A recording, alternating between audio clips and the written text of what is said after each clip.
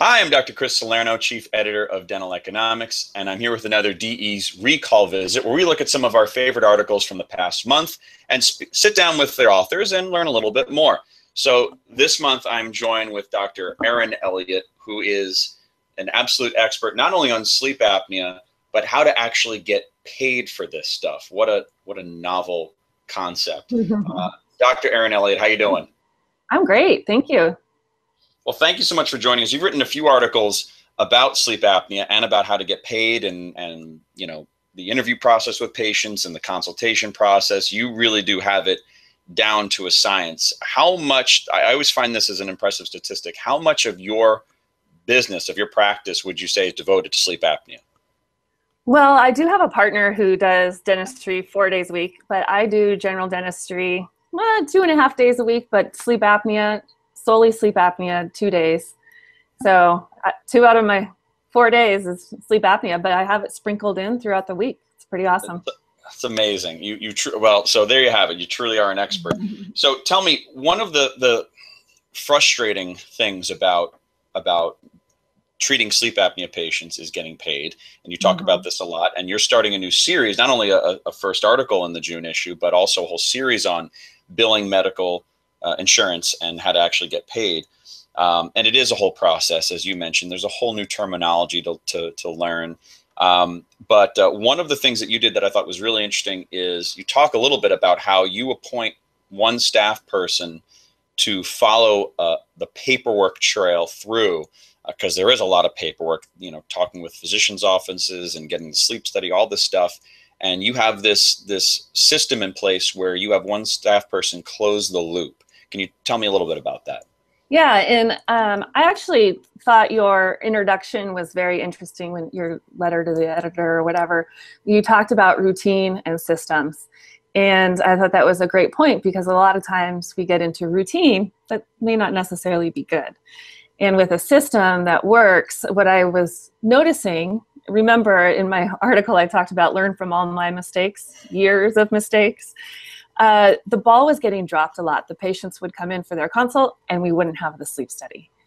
But my dental sleep medicine coordinator isn't the one that's in charge of making sure that happens. What we decided is that whoever takes that phone call from the patient is in charge of closing the loop. And that means following it from beginning to end, getting the patient's demographic information, medical insurance information, sending for the insurance verification, finding the sleep study, and emailing the patient the paperwork, the link to fill out. So you can see there's a lot of steps. And for one person to try to monitor that, it was very difficult and the ball was getting dropped. So that's kind of how we did it. So everyone in the front is trained. And another point about that is that if the whole front desk is trained, it kind of looks like we know what we're doing. And if the patient's calling around, they're going to come to us.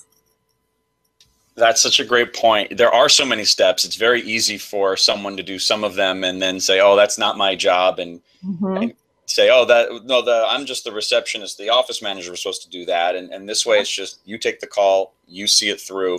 And that way, too, if any patients have a question, they call or they show up and say, hey, where am I in this process?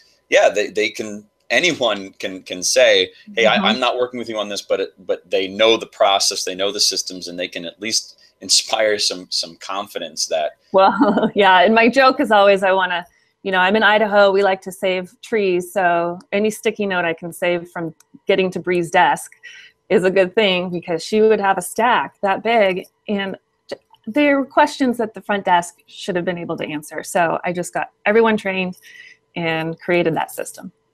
That's brilliant. So one more question I have for you. Actually, I have a million questions for you, but in the time that we have, one more question I have for you. You talked about how there's so many differences between dental and medical insurance, and that's what you're going to go into in your series in dental economics.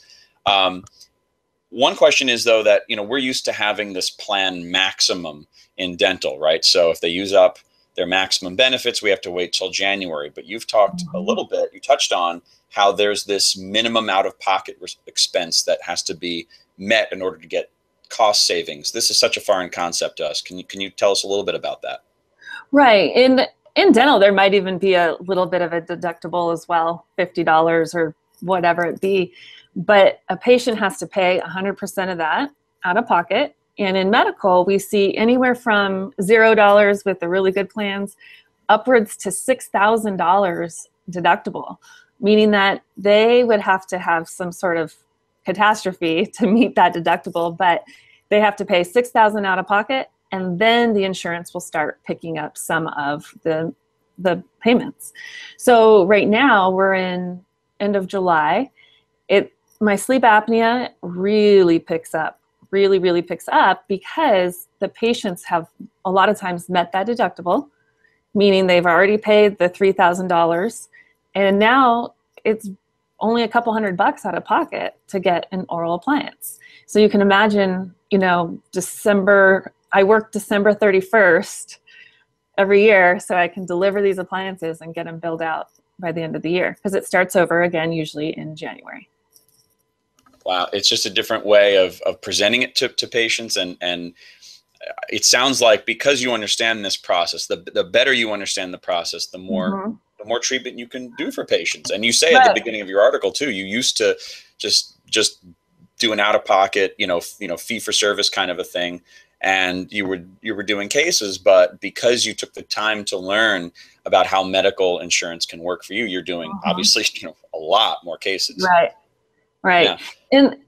And we still use sometimes a third-party biller. Some we do ourselves just because of the volume. But this is not something that, if you just get a really good team member and yourself to really go at it, it's something that can be done in a dental practice, and even for implants. Well, like I said, I have a million questions for you, but fortunately I can continue to read your series in dental economics, but also I'm going to get to see you at the Principles of Practice Management Conference in Schaumburg, Illinois, September 23rd and 24th. You're presenting a whole 2-hour course, an intro to medical billing for sleep apnea and for implants.